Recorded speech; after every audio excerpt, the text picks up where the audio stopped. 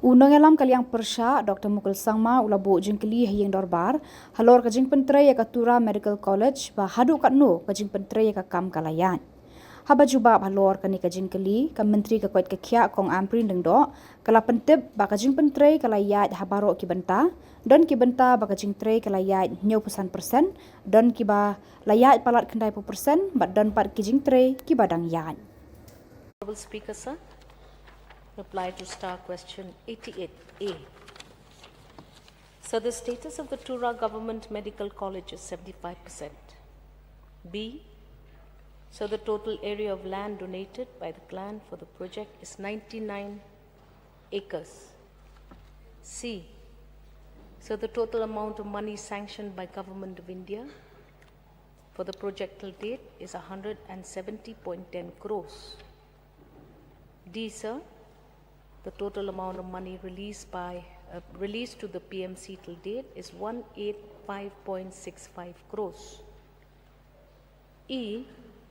The total amount of money released to the contractor for the PMC till date is 178.66 crores. Sir, F is as per statement placed on the table of the House, sir. Supplementary question, please. Mr. Speaker, sir, this particular project could have transformed the whole ecosystem in the state in respect of access to healthcare facilities and medical education. Now, in view of the importance of this very project and the associated delay in the overall implementation of the project, since the reply indicates that the status of Tura Government Medical College is 75%, it is not clear. This reply is not clear. Reply to A. So may I get a correct reply in respect of this status of Tura Government Medical College first? The 75% is what? Physical progress, financial progress? Sir, it is construction progress. Physical progress. Now, Mr. Speaker, sir, it revolves around the issue of giving a clear reply. Status means we should know. This question covers a certain reply which should be provided to the House. Status means in respect of physical, financial, and there are component-wise, different component. In respect of this component, that much percent. In respect of this component, because there are a number of components. At least the academic block, the teaching hospital. May I get some corrected reply first before I put my supplementary? So the physical progress of the Doldegre project, academic block and accommodation is as follows. Academic block, 75%. Type 5 2 blocks, 98%. Principal residence, 99%. Type 3 blocks, 30%. Type 3 blocks, again 20%. Type 2 blocks, 40%. Boundary wall of about approximately 1.65 kilometers, 30%. Girls hostel, 55%. Boys hostel, 55%. Retaining wall around the designated medical college, 85%. Electrical substation, 64%. ETP cum STP, 25%. WTP, 5%. Cumulative physical progress of Doldegre project, 75%. There's a financial progression. Total sanction, 189 crores. Central share, 170.10 crores. State share, 19 crores. Total administrative approval, 234.89 crores. Total amount released to PMC, 185.65 crores. Total amount released to contractor, 178.66 crores. miscellaneous expenditure approximately 5.4 crores. Financial progress out of the AA amount 81%.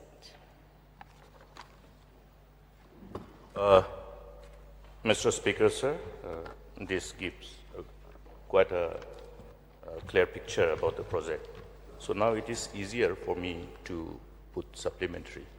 So I will request through you, Mr. Speaker, sir, whenever such questions are tabled, at least this reply as required, as per the rule, may be provided so that members are in a position to put the necessary supplementaries. Now, since physical progress in respect of number of components are quite substantial, almost 90+%, only the academic block. May I know from the Minister in charge, in respect of the teaching hospital, specifically, how many numbers were added in terms of bed with that particular intervention and other components associated with this? So it is as per NMC norms. For a 100-seat medical college, you need 420 beds. And hence, even the cost for the construction of these additional, augmentation of these additional beds has been accordingly budgeted. And that is separate from the entity of the construction of the actual medical college. There were other components as well, sir. There was the road, there is the power, there is the water. So therefore, all of this, sir, if you want me to give all the details, I have all the details. Only in respect of teaching hospital. So the teaching hospital, like I told you, sir, we had to actually generate a budget separate for that because we do not have the prerequisite numbers of 420. Hence, the delay, this was another reason for the delay because we did not have the beds that were required. So we have added beds in the maternity and child hospital. We've added beds in the civil hospital as well. Mr. Speaker, sir, this project is based on that new initiative of Government of India to leverage upon the existing infrastructure pertaining to the hospital to be utilized as teaching hospital. Now, in respect of the total number of the beds which were required for a teaching hospital to be eligible for that number of seats, for that intake capacity of the number of students, as per the MCI guidelines, separate component was also provided in the initial original sanction. So I'm a little confused because we had done our due diligence at the time of getting the project sanction. So I'm getting confused because the sanction was done during that time. So may I know separate whether there is a separate component for increasing the number of beds in the existing hospital, Tura Civil Hospital? Yes, sir. Yes. As stated by me, there is. So how many beds were added? So now we have to, existing strength of Tura Hospital is only 200 beds. Existing beds of the MCH hospital is only 50, 250 total. We had to increase new beds under the MCH by 50. And we have to increase additional new beds in existing Tura Hospital of 180 beds. So therefore now we are working towards that and we are achieving that. So now may I know from the Minister in charge, because I think little review is required to see that this project is completed and the state benefits. We should be glad that our children are aspiring to become doctors. It is very difficult for parents to convince children to study. Now we have ready-made children who wants to be doctors. It's an amazing blessing. So to harness these blessings, these projects have to be completed on time. So may I get a categorical assurance, challenges and difficulties and hurdles notwithstanding, to ensure that this project is completed and the academic session can be started. Academic session can be started immediately because the first MBBS does not require a teaching hospital. In fact, this is how the RIMS was started, the college from where I have passed out. There was no teaching hospital, nothing. It started from a nursing hostel.